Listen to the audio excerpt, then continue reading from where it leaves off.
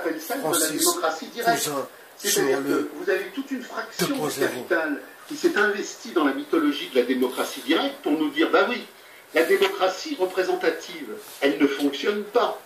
Mais si elle était plus directe, si elle était plus associative, si on recommençait la comédie constituante à chaque instant, on pourrait contrôler davantage, et dès lors, le démos, la démocratie du capital, serait plus proche des hommes et elle fonctionnerait mieux. C'est toute l'imposture historique que tous les mouvements révolutionnaires ont connue.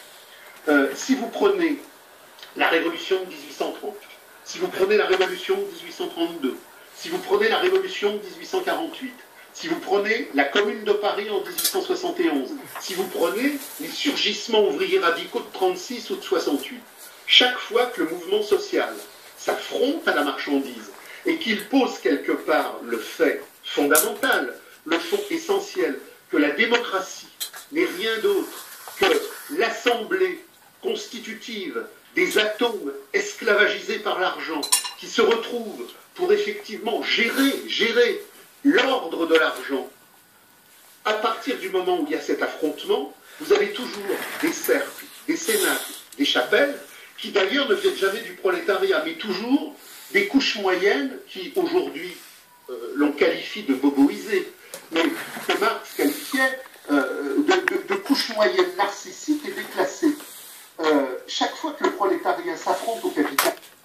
De boboisé, dit-il, notre cher ami Francis Cousin, de boboisé.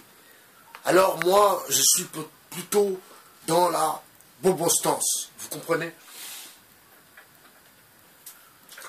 Vous voyez que ce soit des philosophes, que ce soit des écrivains, dans le fond, ils sont bien là pour nous donner une vision, une grille de lecture bien particulière de l'histoire.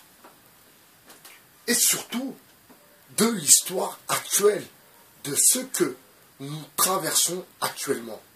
Alors, ces mouvements rebelles, ces rébellions, ces révoltes ont souvent été infiltrés par ceux-mêmes qui ont inventé ce principe de démocratie. Vous comprenez?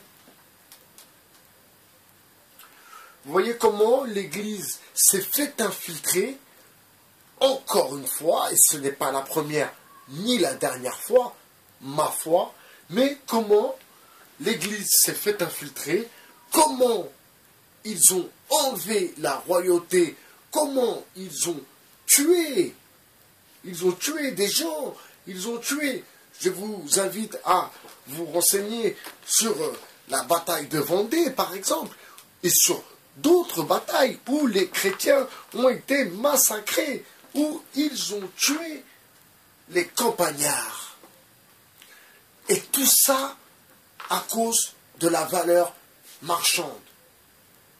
Tout ça à cause de la valeur marchande, des titres.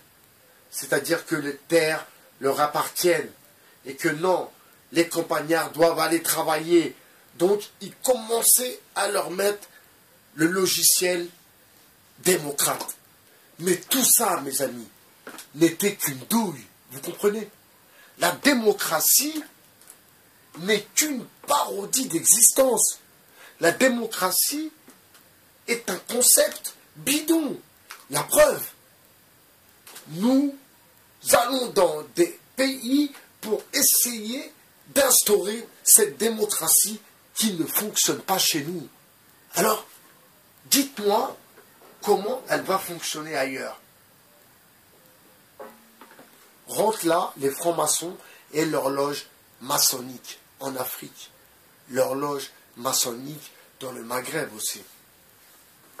Qui essayent de faire comprendre à ces nouveaux dirigeants, excusez-moi, qui sont dans le nouvel ordre mondial, leur faire comprendre que nous ne sommes plus dans la course, la guerre des étoiles, c'est fini. Alors que dans le fond, je vais vous le répéter, la guerre des étoiles, soi-disant URSS, VS America, n'était qu'un leurre. Pourquoi? Parce que ce sont les mêmes familles qui contrôle la finance. Donc cette histoire que l'Amérique n'a pas été sur la Lune, alors si ils n'ont pas été sur la Lune, les Russes le savaient très bien aussi. Vous comprenez?